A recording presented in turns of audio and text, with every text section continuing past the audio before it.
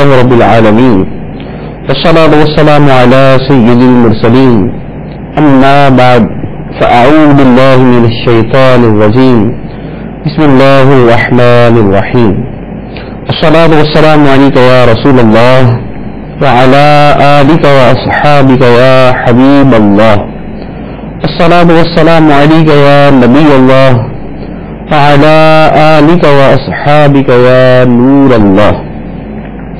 سرکار دو عالم نور مجسم صلی اللہ تعالی علیہ وآلہ وسلم نے ارشاد فرمایا. حضرت ابو ذر غفاری رضی اللہ تعالی عنہ فرماتے ہیں کہ میں نبی کریم صلی اللہ علیہ وآلہ وسلم کی بارگاہ میں حاضر ہوا. نبی کریم صلی اللہ علیہ وآلہ وسلم نے مجھے ارشاد فرمایا کیا میں تمہیں اس شخص کے بارے میں خبردار کروں جو لوگوں میں سب سے بڑا بخیل ہے؟ عرض کی یا رسول اللہ صلی اللہ علیہ وسلم ارشاد فرمائیں. نبی کریم صلی اللہ علیہ وسلم نے ارشاد فرمایا جس شخص کے پاس میرا ذکر ہو اور وہ مجھ پر درود نہ پڑے وہ لوگوں میں سب سے زیادہ بخیل ہے. صلو علی الحبیب صلی اللہ تعالی علی محمد صلی اللہ علیہ وسلم. فیضان قرآن کے آج کے اس سلسلے میں ہم سورہ نساء کی آیت نمبر 11 سے درس قرآن سنیں گے. اللہ عز و جل ارشاد فرماتا ہے بسم اللہ الرحمن الرحیم یوصیکم اللہ فی اولادکم للذکر مثل حظ الانثیین فإن كن نساء فوق اثنتين فلهن ثلثا ما ترك وإن كانت واحدة فلها النصف ولأبويه لكل واحد منهما السدس مما ترك إن كان له ولد فإن لم يكن له ولد وورثه أبواه فلأمه الثلث فإن كان له إخوة فلأمه السدس من بعد وصية يوصي بها أو دين. آباؤكم وأبناؤكم لا تدرون أيهم أقرب لكم نفعا فريضة من الله إن الله كان عليما حكيما. اللہ تمہیں تمہاری اولاد کے بارے میں حکم دیتا ہے. بیٹے کا حصہ 2 بیٹیوں کے برابر ہے. پھر اگر صرف لڑکیاں ہوں اگرچہ 2 سے اوپر تو ان کے لیے ترکے کا 2/3 حصہ ہوگا اور اگر ایک لڑکی ہو تو اس کے لیے آدھا حصہ ہے. اور اگر میت کی اولاد ہو تو میت کے ماں باپ میں سے ہر ایک کے لیے ترکے سے 6واں حصہ ہوگا. پھر اگر میت کی اولاد نہ ہو اور ماں باپ چھوڑے تو ماں کے لیے 3/4 حصہ ہے. پھر اگر اس میت کے کئی بہن بھائی ہوں تو ماں کا 6واں حصہ ہوگا. یہ سب احکام اس وصیت کو پورا کرنے کے بعد ہوں گے جو وہ فوت ہونے والا کر گیا اور قرض کی ادائیگی کے بعد ہوں گے. تمہارے باپ اور تمہارے بیٹے تمہیں معلوم نہیں کہ ان میں کون تمہیں زیادہ نفع دے گا. یہ اللہ کی طرف سے مقرر کردہ حصہ ہے. بے شک اللہ بڑے علم والا حکمت والا ہے. یہ آیت مبارکہ وراثت کے احکام کے بارے میں ہے. اس آیت مبارکہ میں اور اس کے بعد والی آیت مبارکہ میں وراثت کے مفصل احکام بیان کیے گئے ہیں. اس آیت مبارکہ میں جن کے احکام بیان کیے گئے کیونکہ وراثت کے مسائل بڑے پیچیدہ ہوتے ہیں. پورا اس کے اندر مسائل کو حل کرنا پڑتا ہے. تمام رشتہ داروں کو دیکھنا پڑتا ہے. وصیت کو قرضوں کی ادائیگی کو اور میت کے متعلقہ اخراجات کو سب کو دے کر وراثت تقسیم کی جاتی ہے. تو اس لیے اس کو مفصل طور پر بیان کرنا مشکل ہے. تو اگر کسی کے لیے کسی کو وراثت کا مسئلہ درپیش ہو تو اسے چاہیے کہ کسی علم میراث کے ماہر عالم کے پاس جا کر اپنے مسئلے کو باقاعدہ حل کروائے. اس آیت مبارکہ میں جو بیان کیا ہوا اس کے حوالے سے کچھ اختصار کے ساتھ عرض کرتا ہوں. اس آیت مبارکہ میں ایک جو حصہ بیان کیا وہ فرمایا کہ لڑکے کو لڑکی سے دگنا ملے گا. جیسے مثال کے طور پہ ایک شخص فوت ہوا, اس نے 90,000 روپے چھوڑے और उसका एक बेटा है और एक बेटी है, तो बेटे को 60,000 रुपये मिलेंगे और बेटी को 30,000 रुपये, यानी बेटे का हिस्सा बेटी से दुगना हुआ। तो एक उसूल ये। दूसरा मसला जो बयान हुआ, इरशाद फरमाया कि अगर लड़कियां हों अगरचे 2 से ऊपर तो तरके का 2/3 हिस्सा मिलेगा। ये असल में बेटियों का हिस्सा बयान किया गया है। बेटी के हिस्से के बारे में 3 सूरतें होती हैं। एक ये है कि कोई शख्स फौत हुआ और उसने सिर्फ एक बेटी छोड़ी, बेटा कोई नहीं, तो उस बेटी को कुल माल का आधा हिस्सा मिलेगा। अगर 1 लाख रुपया छोड़ा तो उसको 50,000 रुपये मिलेंगे। और अगर 2 बेटियां हों या 3 हों या 4 हों या इससे ज्यादा, यानी 2 हों या 2 से ज्यादा हों, तो इस सूरत में बेटियों को 2/3 यानी 2/3 हिस्सा मिलता है। 90,000 रुपये छोड़े तो अब 2/3 क्या बने 60,000 रुपये, तो उनको 60,000 रुपये मिलेंगे। तीसरी सूरत ये होती है कि बेटी के साथ बेटा भी मौजूद हो, तो ये पहले बयान होगा कि बेटी के साथ बेटा भी मौजूद होगा, तो इस सूरत में जितना बेटे को मिलेगा उससे आधा हिस्सा बेटी को मिलेगा। ये बेटी की 3 सूरतें हो गई। लेकिन इन तमाम मसाइल के अंदर एक बात मुश्तरका है, वो किसी भी वारिस के बारे में हो, खा वो बेटा हो, बेटी हो, माँ हो, दादी हो, बाप हो, कोई नहीं हो, कि जब कोई शख्स फौत होता है तो सबसे पहले उसके कफन दफन का खर्चा होता है वो उसके माल से अदा किया जाता है। उसके बाद उस शख्स पर जो कर्जे हैं वो कर्जे अदा किए जाते हैं। कर्जों की अदायगी के बाद फिर जो माल बाकी बचता है उस माल का 1/3 हिस्सा वसीयत में खर्च किया जाता है। अगर फौत होने वाले में वसीयत की, मतलब उसने कहा कि मेरे माल का जो है वो 1/3 हिस्सा जो है वो गरीबों पर खर्च कर देगा, मस्जिद को दे देना, मदरसे को दे देना, फला आलिम को दे देना, तो अखराजात जो कफन दफन के अखराजात है वो जो कर्जे हैं वो इनकी अदायगी के बाद जो रकम बाकी बचती है उसका 1/3 हिस्सा, 1/3 हिस्सा उसकी वसीयत में खर्च किया जाएगा। अब जो बाकी बचा है उस बचे हुए माल के बारे में ये विरासत के सारे अहकाम है जो यहां पर बयान किए जा रहे, और ये सूरत जो है ये खुद आयत मुबारका के अंदर बयान की गई। तो एक तो बेटी का हिस्सा, अगर 1 है तो 1/2, 2 या 2 से ज्यादा है तो 2/3 यानी 2/3, और अगर बेटी के साथ बेटा आ जाए तो बेटी को बेटे से आधा हिस्सा मिलेगा। एक सूरत। दूसरी सूरत जो दूसरे फर्द के बारे में बयान की गई वो है माँ बाप के बारे में।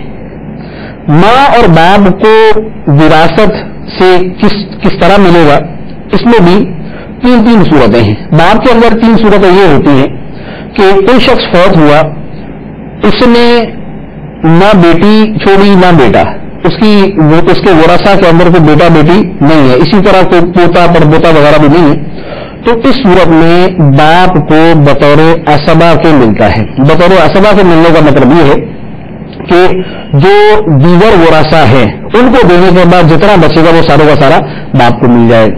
और अगर कोई शख्स फौत हुआ और उसने वरासा के अंदर बेटा छोड़ा तो अब बाप को कुल माल का 1/6 हिस्सा यानी 6वां हिस्सा मिले।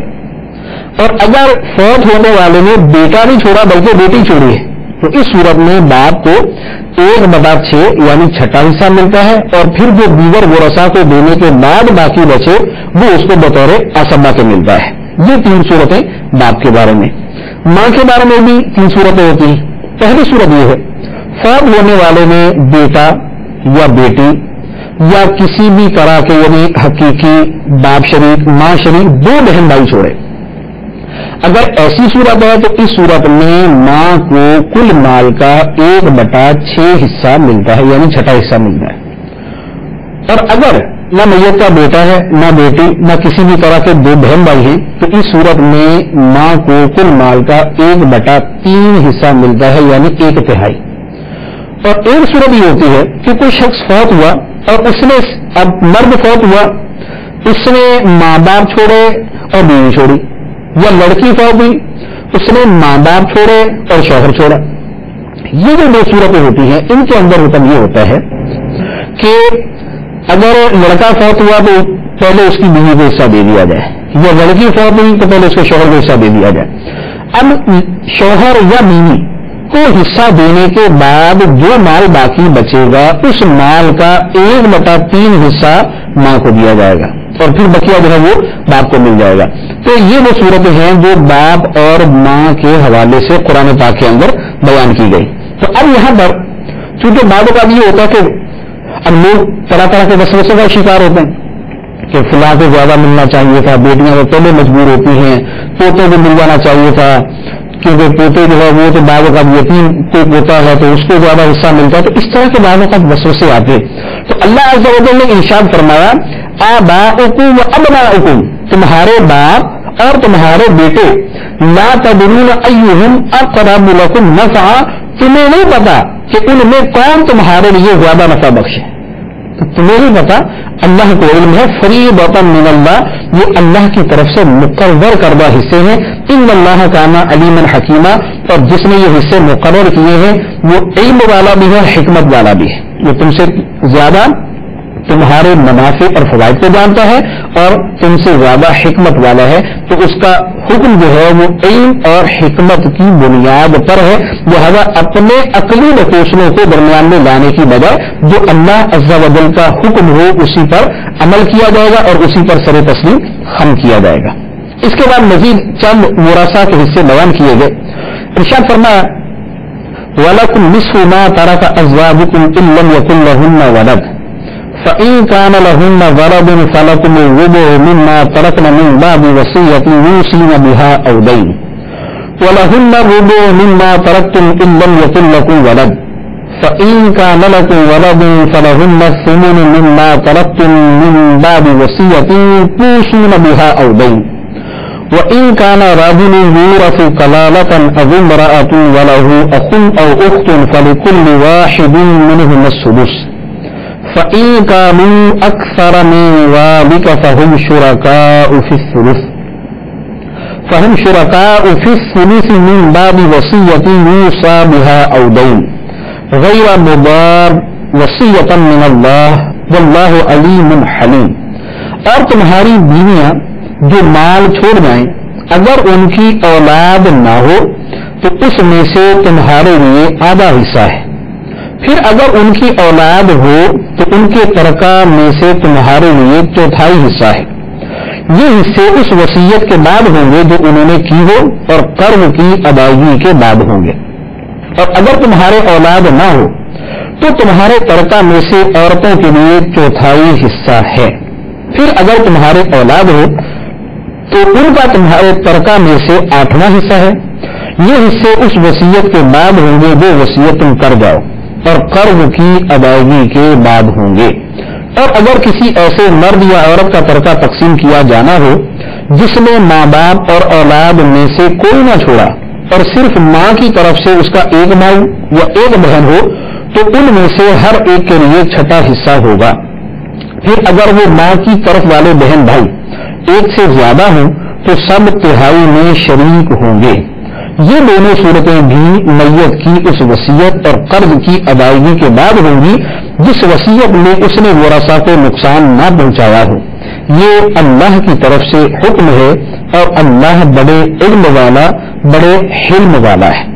تلك حدود الله ومن يطع الله ورسوله يدخله جنات تجري من تحتها الأنهار خالدين فيها وذلك الفوز العظيم ومن يعص الله ورسوله ويتعدى حدوده يدخله نارا خالدا فيها وله عذاب مهين. یہ اللہ کی حدیں ہیں اور جو اللہ اور اس کے رسول کی اطاعت کرے تو اللہ اسے جنتوں میں داخل فرمائے گا جن کے نیچے نہریں بہ رہی ہیں، ہمیشہ ان میں رہیں گے اور یہی بڑی کامیابی ہے.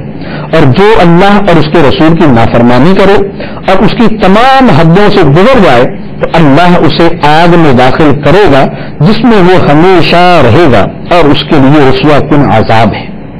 یہاں 3 آیتوں کی تلاوت کی گئی. ان 3 آیتوں میں جو وراثت کے متعلقہ احکام ہے وہ 3 افراد کے بارے میں، ایک بیوی کے بارے میں، ایک شوہر کے بارے میں اور ایک ماں کی طرف سے جو آدمی کے بہن بھائی ہوں ان کے بارے میں. بیوی کے بارے میں احکام دو ہیں. پہلا یہ ہے شوہر فوت ہوا اور شوہر نے اولاد چھوڑی یعنی اس کے بیٹا یا بیٹی میں سے کوئی ہے، یا دونوں ہیں یا کوئی ہے یا پوتا ہے اس کا، تو اگر فوت ہونے والے شخص نے اولاد چھوڑی ہے تو بیوی کو کل مال کا 1/8 حصہ ملے گا، یعنی 8واں حصہ، 80,000 ہے تو اس میں سے 10,000 روپے۔ اور اگر فوت ہونے والے کی اولاد نہیں تو اس صورت میں بیوی کو کل مال کا 1/4 حصہ ملے گا، یعنی 80,000 میں سے 20,000 روپے یا 40,000 میں سے 10,000 روپے کر لیں۔ اور شوہر کی صورتحال اس سے جو ہے وہ دوگنی کر لیں، بیوی فوت ہوئی اور بیوی کی کوئی اولاد نہیں ہے تو اس صورت میں شوہر کو کل مال کا 1/2 یعنی آدھا حصہ ملے گا، 80,000 ہے تو اس کو 40,000 ملیں گے۔ اور اگر بیوی فوت ہوئی اور اس کی اولاد ہے تو شوہر کو کل مال کا 1/4 حصہ یعنی چوتھائی حصہ ملے گا، 80,000 ہے تو 20,000، 40,000 ہے تو اس کو 10,000 ملیں گے۔ تو یہ دو صورتیں ہیں میاں اور بیوی کے بارے میں۔ تیسرا فرد جس کا یہاں تذکرہ ہے وہ ہے ماں کی طرف سے جو آدمی کا بھائی یا اس کی بہن، یعنی ایک سگا بھائی ہوتا ہے جو ماں اور باپ دونوں کی طرف سے ہوتا ہے، ایک وہ بھائی ہوتا ہے جو باپ کی طرف سے ہوتا ہے ماں کی طرف سے نہیں، یعنی باپ مشترک ہیں لیکن مائیں جو ہے وہ دونوں کی مختلف ہے، اس کو کہتے ہیں باپ شریک بھائی۔ اور تیسرا اس کو عربی کے اندر اس کو وہ اللاتی بھائی کہا جاتا ہے، یہ اللاتی ہے۔ تیسرا وہ ہوتا ہے کہ وہ ماں کی طرف سے شریک ہے اور باپ مختلف ہیں، جیسے کسی عورت کی 2 شادیاں، ایک اس کا بیٹا پہلے شوہر سے ہے، دوسرا اس کا بیٹا دوسرے شوہر سے، تو یہ جو ماں کی طرف سے شریک ہیں اور باپ کی طرف سے مختلف ہیں ان کو ماں شریک، یعنی ماں میں یہ ماں کے اندر یہ شریک ہے تو یہ ماں شریک بہن بھائی ہیں، اور عربی کے اندر اس کو اخیافی بہن بھائی کہا جاتا ہے۔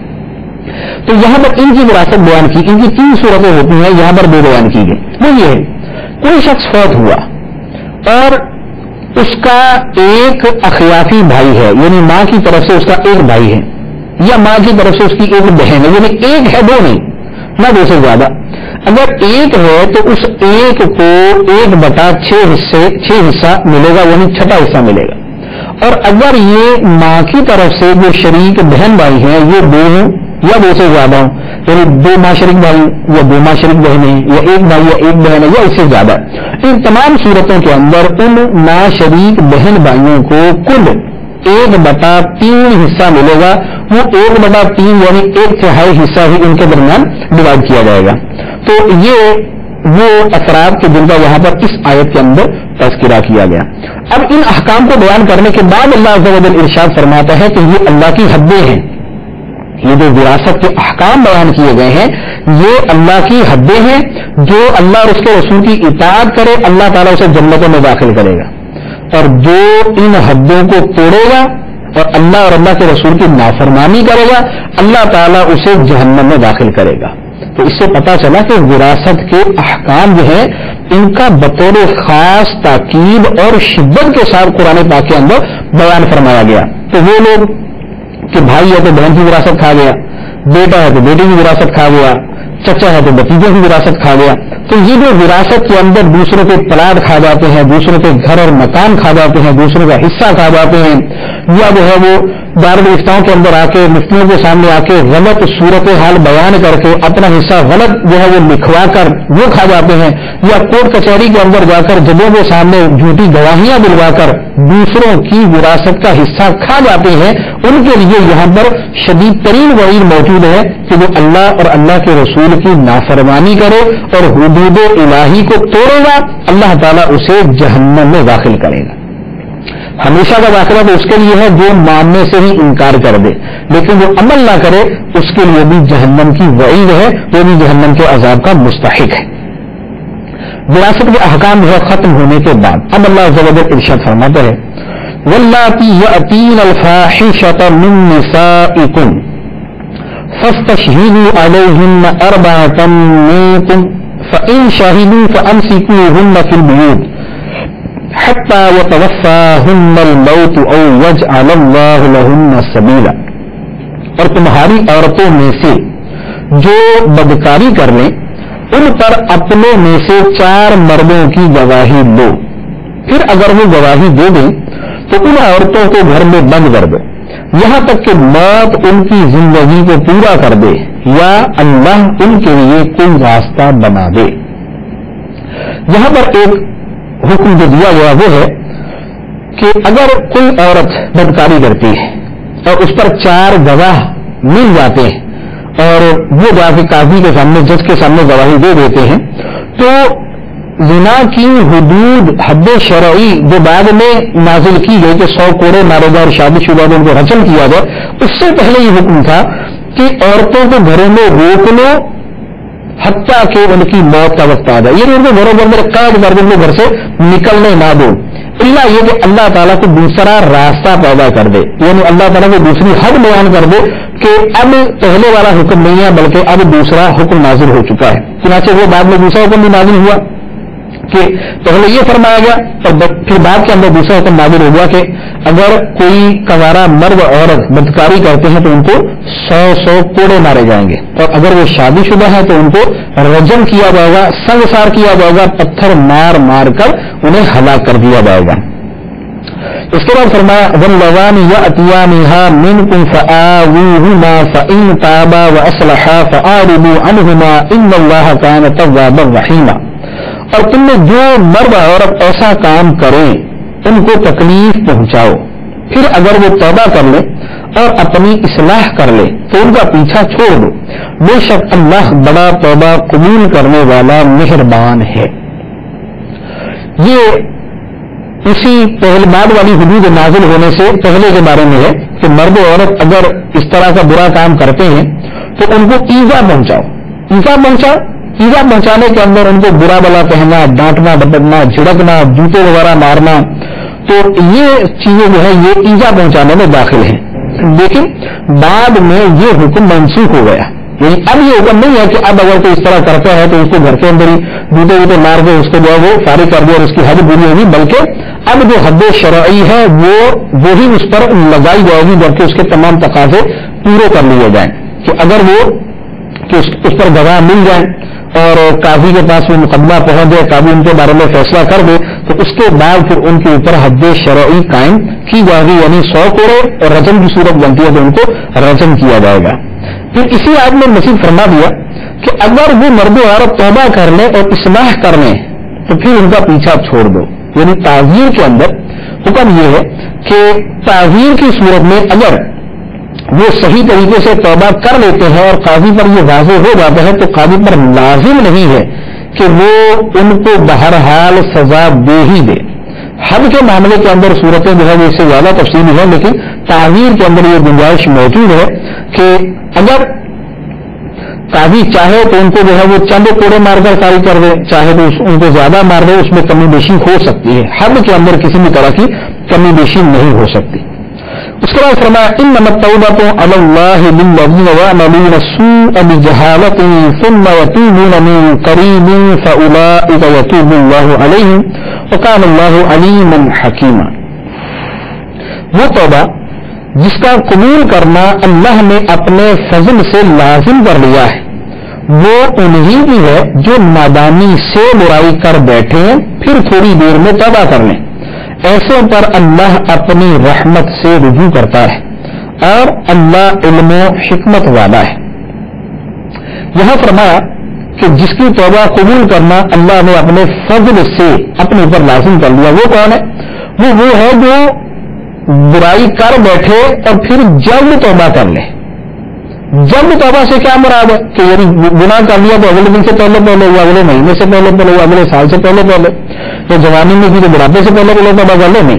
احادیث مبارکہ کے اندر اس کی صراحت ہے اور علماء اور امت کا اس بات پر اجماع ہے کہ جب آدمی کے مرنے کا وقت آتا ہے تو اب مرنے کا وقت جب آتا ہے تو فرشتے اس کے سامنے ظاہر ہو جاتے ہیں جو اس کی روح قبض کرنے آتے ہیں، غیب کا عالم اس کے سامنے عیاں ہو جاتا ہے، تو یہ وقت آنے سے پہلے یعنی موت کے معاملات اس پر کھل جانے سے پہلے اگر وہ توبہ کر لیتا ہے تو اللہ تعالیٰ اس کی توبہ قبول فرما لیتا ہے۔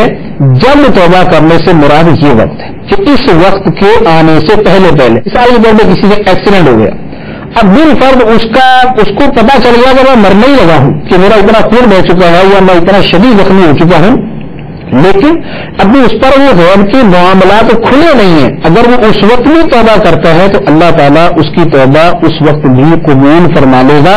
یہ ہے وہ چیز جس کے بارے میں اللہ عز و جل نے فرمایا کہ اللہ تعالیٰ نے ایسے بندوں کی توبہ اپنے فضل سے قبول فرمانا اپنے پر لازم کر لیا ہے.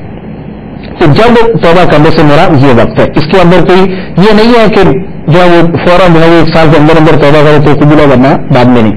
اس کے بعد ارشاد فرمایا وَلَيْسَتِ التَّوْبَةُ لِلَّذِينَ يَعْمَلُونَ السَّيِّئَاتِ حَتَّى إِذَا حَضَرَ أَحَدَهُمُ الْمَوْتُ قَالَ إِنِّي تُبْتُ الْآنَ وَلَا الَّذِينَ يَمُوتُونَ وَهُمْ كُفَّارٌ أُولَئِكَ أَعْتَدْنَا لَهُمْ عَذَابًا أَلِيمًا.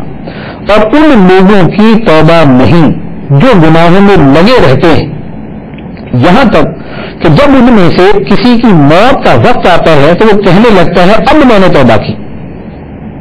اور نہ ان لوگوں کی کوئی توبہ ہے جو کفر کی حالت میں مریں, ان کے لیے ہم نے دردناک عذاب تیار کر رکھا ہے. یہاں پر بھی ایک وہی پہلی سورت جس کو میں نے تفصیل سے عرض کر دیا کہ موت کا وقت آ جائے اور اب توبہ کرے, یعنی ساری زندگی گناہ کرتا رہا, موت کا وقت آ گیا اور اب توبہ کی تو اب قبول ہے یا نہیں. تو یہاں پر وہی تفصیل کہ اگر غیب کے معاملات کھل جائے تو پھر توبہ قبول نہیں, اور اگر اس سے پہلے کرتا جیسے کسی آدمی کو پھانسی ہونی, اب اس کو پھانسی کے تختے کے اوپر کھڑا کر دیا گیا, موقع وقت آ گیا اس کا, لیکن جو پھانسی کے تختے میں کھڑا ہے اس پر کوئی غیب کے معاملات نہیں کھل جاتے, اگر وہ وہاں بھی توبہ کرتا ہے اللہ تعالیٰ اس کی توبہ قبول فرمائے گا. تو ایک صورت یہ کہ جس کی موت کا وقت آ جائے پھر وہ توبہ کرے قبول نہیں, اور دوسرا وہ ہے کہ وہ حالت کفر میں مر جائے اس کی توبہ قبول نہیں. ایک آدمی کافر اور توبہ کرتا رہتا ہے تو کافر کی توبہ جو ہے وہ قبول نہیں ہے جب تک وہ اپنے کفر سے توبہ نہیں کرتا. اس کے بعد ارشاد فرمایا یا ایھا الذین آمنوا لا یحل لکم ان ترثوا النساء کرہا ولا تعضلوهن لتذهبوا ببعض ما آتيتموهن إلا أن يأتين بفاحشة مبينة وعاشروهن بالمعروف فإن كرهتموهن فعسى أن تكرهوا شيئا ويجعل الله فيه خيرا كثيرا. اے ایمان والو, تمہارے لیے حلال نہیں کہ تم زبردستی عورتوں کے وارث بن جاؤ, اور عورتوں کو اس نیت سے روکو نہیں کہ جو مہر تم نے انہیں دیا تھا اس میں سے کچھ لے لو, سوائے اس صورت کے کہ وہ کھلی بے حیائی کا ارتکاب کریں, اور ان کے ساتھ اچھے طریقے سے گزر بسر کرو. پھر اگر وہ تمہیں ناپسند ہو تو ہو سکتا ہے کہ کوئی چیز تمہیں ناپسند ہو اور اللہ اس میں بہت بھلائی رکھ دے. اس آیت مبارکہ میں جو فرمایا گیا ہے, پہلے فرمایا کہ عورتوں کے جبری تم وارث بن جاؤ, تمہارے لیے یہ حلال نہیں ہے کہ تم عورتوں کے جبری زبردستی ان کے وارث بن جاؤ. اس کی صورت کیا ہے؟ تو تفسیر قرطبی کے اندر فرمایا کہ اسلام سے پہلے اہل عرب کا یہ دستور تھا کہ لوگ مال کی طرح اپنے رشتے داروں کی بیویوں کے بھی وارث بن جاتے تھے. پھر اگر چاہتے تو مہر کے بغیر انہیں اپنی زوجیت میں رکھتے, یا کسی اور کے ساتھ اس کی شادی کر لیتے اور مہر خود لے لیتے, یا انہیں آگے شادی نہ کرنے دیتے بلکہ اپنے پاس ہی رکھتے تاکہ انہیں جو مال وراثت میں ملا ہے وہ ان لوگوں کو دے دیں اور تب یہ ان کی جان چھوڑیں, یا عورتوں کو اس لیے روک رکھتے کہ یہ مر جائیں گی تو یہ روکنے والے لوگ ان کے وارث ہو جائیں گے. الغرض عورتیں ہر صورت میں ان کے ہاتھوں مجبور ہوتی. تو اس رسم کو مٹانے کے لیے قرآن کی یہ آیت مبارکہ نازل ہوئی. تو فرمایا کہ عورتوں پر اس طرح ظلم و زیادتی نہ کرو, ان کو اس وجہ سے نہ روکو کہ جو تم نے ان کو مہر دیا یا خرچہ دیا تو وہ تمہیں واپس کرے. ہمارے معاشرے کے اندر جو صورت ہے اس کے بارے میں نے پہلے بھی عرض کیا تھا کہ بلا وجہ عورت کو تنگ کیا جاتا ہے تاکہ وہ اپنا مہر معاف کر دے یا مہر ان کو واپس لوٹا دے. تو ایسی صورتیں کہ جن کے اندر کسی ہیلے بہانے سے عورتوں پر ظلم کیا جائے, ان صورتوں کی شریعت کے اندر کسی بھی طرح اجازت نہیں.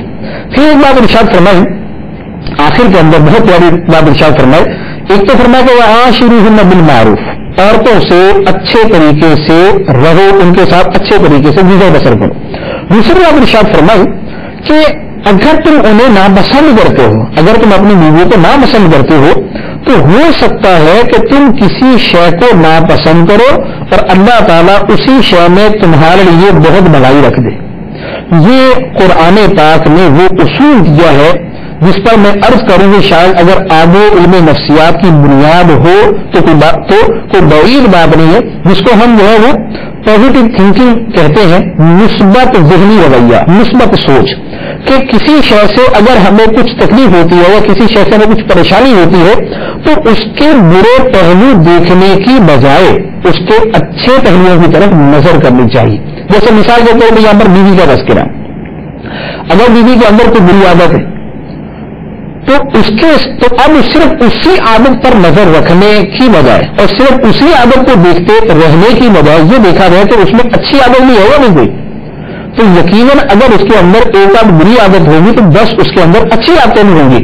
تو بجائے اس کے کہ ایک بری عادت کو فوکس کر کے صرف اسی کے اوپر آدمی سوچتا رہے، اس سے بہتر ہے کہ اس کی 10 اچھی عادتوں کے بارے میں سوچے جس کے ذریعے اس کی زندگی جو ہے وہ اچھے طریقے سے گزر سکے. اب یہی اصول جو ہے وہ زندگی کے ہر شعبے کے اندر ہم لگا سکتے، اپنے کاروبار کے اندر، اپنی نوکری کے اندر، اپنے گھر کے بارے میں، اپنے محلے کے بارے میں. کہ بعض چیزوں سے ہمیں تکلیف ہوتی ہے اپنے گھر میں، اپنے پڑوس میں، اپنے رشتے داروں میں، اپنے کاروبار میں، اپنی جاب کے اندر، لیکن وہیں پر ہمارے لیے اچھے پہلو بھی موجود ہوتے ہیں. تو ہم صرف برے پہلو کو سوچ کر اپنے آپ کو پریشان کرتے رہتے، اپنا دل جلاتے رہتے، اپنے آپ کو خود ایزا پہنچاتے رہتے. اور اگر اسی چیز کے اچھے پہلوؤں کی طرف ہم نظر کریں تو شاید ہمیں وہ برائی جو ہے وہ کم سے کم نظر آئے اور وہ اچھائی جو ہے وہ ہمارے دل کی اس جلن کو اور اس تکلیف کو دور کر دے. تو اللہ عز و جل نے فرمایا کہ ہو سکتا ہے کہ تم کسی شے کو ناپسند کرو اور اسی شے کے اندر اللہ تعالیٰ تمہارے لیے بہت زیادہ بھلائی رکھتے. تو اب یہ بھلائی آدمی کو یاد کب آتی ہے؟ جب آدمی وہ چیز چھوڑ بیٹھتا ہے. وہ چیز چھوڑ بیٹھتا پھر یاد کرتا ہے اور افسوس کہ میں نے اتنے سارے فوائد چھوڑ دیے اور بس اس چیز کی وجہ سے میں نے اپنا نقصان کر لیا. تو جذباتیت جو ہے اور جلد بازی اور جلد فیصلہ کرنا جو ہے یہ اکثر اوقات نقصان دہ ثابت ہوتا ہے. اس کے بعد ارشاد فرمایا وَإِنْ أَرَدْتُمُ اسْتِبْدَالَ زَوْجٍ مَكَانَ زَوْجٍ وَآتَيْتُمْ إِحْدَاهُنَّ قِنْطَارًا فَلَا تَأْخُذُوا مِنْهُ شَيْئًا أَتَأْخُذُونَهُ بُهْتَانًا وَإِثْمًا مُبِينًا.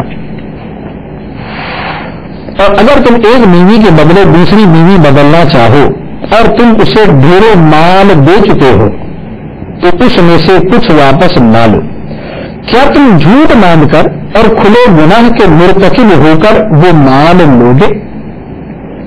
یہاں کیا ہے، زمانہ جاہلیت کے اندر ایک طریقہ تھا اہل عرب کا کہ جس بیوی کو باہر بہت زیادہ دیا ہوا اب اسے جان بھی چھوڑانی ہے، دوسری شادی کرنی، تو اب کیا کرتے کہ اس بیوی پر وہ الزام لگا دیتے، وہ بہتان لگا دیتے. نتیجہ کیا تھا کہ عورت تنگ آ جاتی.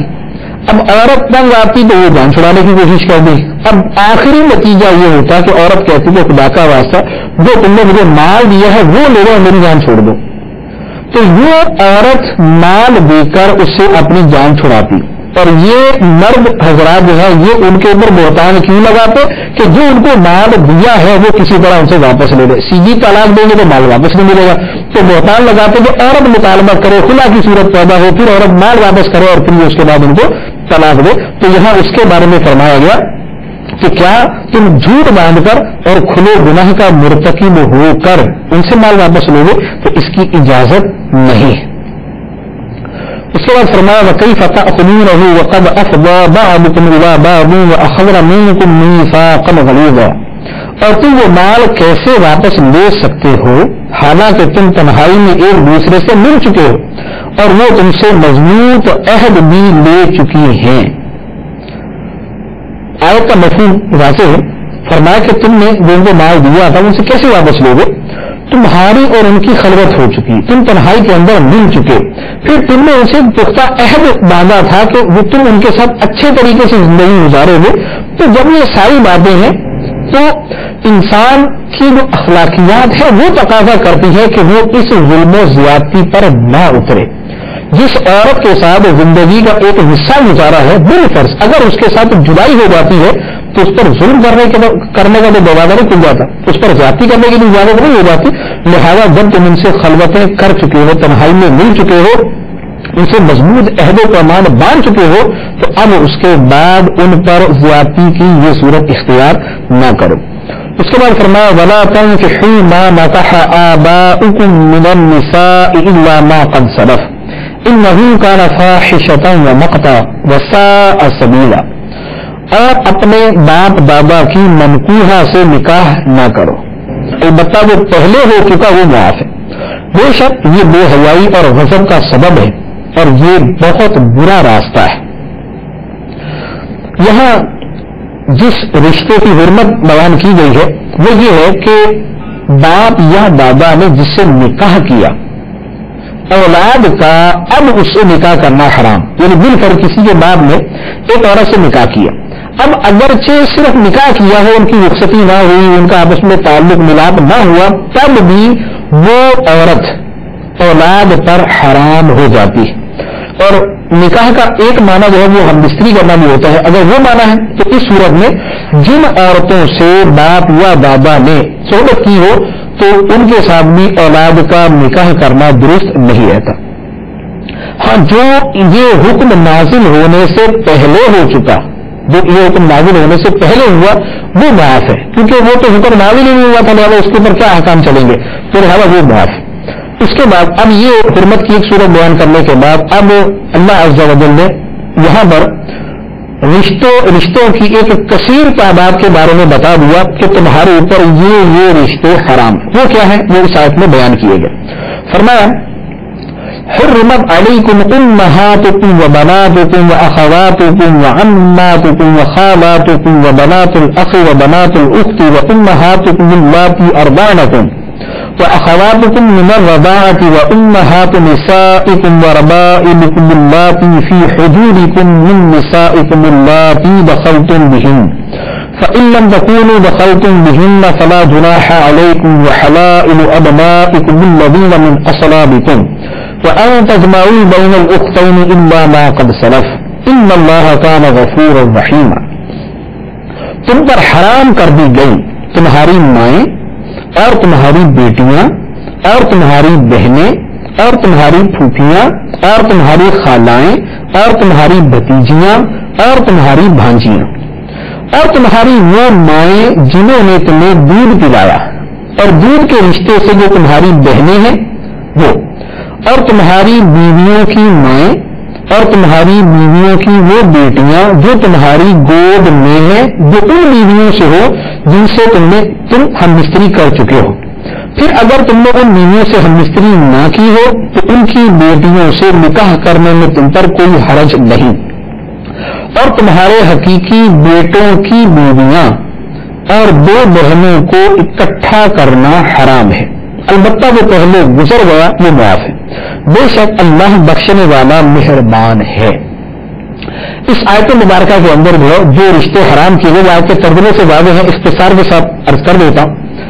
نسب کی وجہ سے 7 عورتیں حرام، نمبر 1 ماں، اس کے بعد پھر جو ماں کے اوپر جو ہے وہ ماں جو ماں کی ماں ہے وہ دوست کی ماں، اس طرح اوپر بھی رشتے بنتے ہیں۔ نمبر 2 بیٹی، پھر پوتی نواسی وغیرہ سب اس میں داخل۔ نمبر 3 بہنیں، نمبر 4 پھوپھیاں، نمبر 5 خالائیں، نمبر 6 بھتیجیاں اور نمبر 7 بھانجیاں، یہ سب حرام۔ دوسرے نمبر پہ جو دودھ کے رشتے ہیں، دودھ کے رشتے کے بارے میں شریعت نے ایک اصول بیان کر دیا۔ سرکار دو عالم صلی اللہ علیہ وسلم نے فرمایا جو رشتہ نسب سے حرام ہوتا ہے وہ رضاعت سے بھی حرام ہو جاتا ہے، وہ دودھ پینے سے بھی حرام ہو جاتا ہے۔ تو اب اس کے اندر دودھ پلانے والی ماں، دودھ شریک بہن بھائی اور دودھ کے رشتے سے جو بتیجے بھانجے خالو ماموں وغیرہ بنتے ہیں وہ سارے کے سارے وہ حرام۔ تیسرے نمبر پہ 4 طرح کی عورتیں مساہرت کا مطلب یہ ہوتا ہے کہ کسی کا شادی کی تو اب یہ جو سسرالی رشتہ بنتا ہے اس کو مساہرت کہتے ہیں، تو سسرالی رشتے سے جو حرام ہے وہ کیا ہے؟ نمبر 1 جس بیوی سے صحبت کی گئی اس کی لڑکیاں جو پہلے کسی شوہر سے اپنی تو حرام ہی ہے، جو کسی اور سے وہ نہیں حرام، لیکن کون سی عورت جس سے صحبت کی گئی، جس سے صحبت نہ ہوئی اس کی بیٹیاں جو ہے وہ حلال ہوتی ہیں جب ان کو طلاق دے دی جائے۔ اسی طرح بیوی کی ماں یعنی ساس، بیوی کی دادی، بیوی کی نانی اور ان سے اوپر والی یہ سب حرام۔ باپ اور دادا وغیرہ کی بیویاں، یعنی باپ کی کوئی اور بیوی ہے تو وہ سوتیلی ماں، دادا کی کوئی بیوی ہے خواہ دادی ہے یا سوتیلی دادی ہے، یہ سب کی سب حرام۔ چوتھے نمبر پہ بیٹے پوتے وغیرہ کی بیٹیاں، یعنی بیٹے کی بیوی، پوتے کی بیوی، یہ سارے کے سارے رشتے جو ہے یہ بھی حرام۔ اور پھر ایک صورت جو ہے وہ اور مزید بیان کی ہے کہ نکاح کے اندر دو بہنوں کو جمع کرنا، دو بہنوں کو جمع کرنا یعنی دو سے بیک وقت نکاح کرنا یہ حرام۔ ایک سے نکاح ہوا، پھر بالفرض طلاق ہو گئی، عدت گزر گئی، اس کے بعد دوسرے سے اس کی اجازت ہے بیک وقت دو بہنوں سے نکاح کرنا، اسی طرح پھوپھی بھتیجی سے اکٹھا نکاح کرنا ایک ہی وقت میں، یا خالہ بھانجی کو ایک وقت میں نکاح میں جمع کرنا یہ حرام۔ تو یہ حرمت کی وہ صورتیں ہیں جو یہاں پر قرآن پاک کے اندر بیان کی گئی۔ ان کے علاوہ جتنے بھی رشتے ہیں، جتنی بھی عورتیں ہیں، ان سے نکاح کرنا حلال ہے۔ اللہ عز و جل ہمیں قرآن پاک کے احکام کو سمجھنے کی توفیق عطا فرمائے، عمل کرنے کی توفیق عطا فرمائے۔ آمین بجاہ النبی الامین صلی اللہ تعالی علیہ وسلم۔